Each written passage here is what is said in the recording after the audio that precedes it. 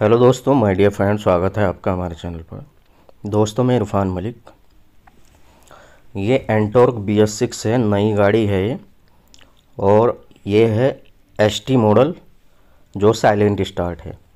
इसका जो इंजन के अंदर से एक आवाज़ आती है, गाड़ी जब गर्म हो जाती है तो इस तरीके की आवाज़ आती है जैसे कोई बोल्ट के अंदर वाशर लूज़ हो।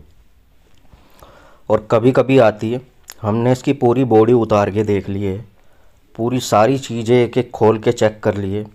फिर मुझे लगा हो सकता है, मैंने कहा पिस्टन की पिन टूट गई हो, उसको भी देखा।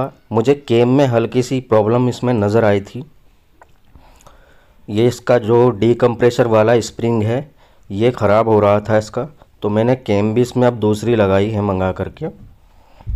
ये वाला स्प्रिंग डीकम्प्रेशर का, इसमें थोड़ी दिक्कत मुझे नज़र आई।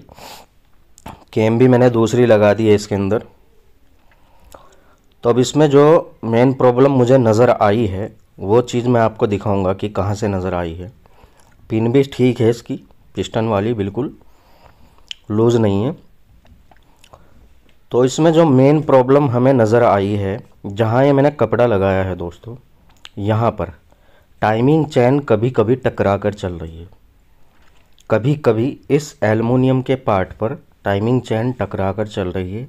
और उसका कारण ये है कि मैंने इसका एडजस्टर को खोल के एक बार अच्छे से एडजस्ट करके दोबारा से लगाया था तो आवाज़ बंद हो गई थी, लेकिन 2 दिन बाद फिर से आने लगी थी। तो मुझे शक हुआ कि हो सकता है इसका एडजस्टर ख़राब हो और देखने में बिल्कुल सही लग रहा हो। तो एडजस्टर की प्रॉब्लम लगी है। बाकी यहाँ पे टाइमिंग चैन टकरा के चल रही है इसकी। अब मैं इसको रेती से घिसूँगा थोड़ा बहुत, ताकि टाइमिंग चैन ना टकराए। यहाँ पे हल्की टकरा रही है।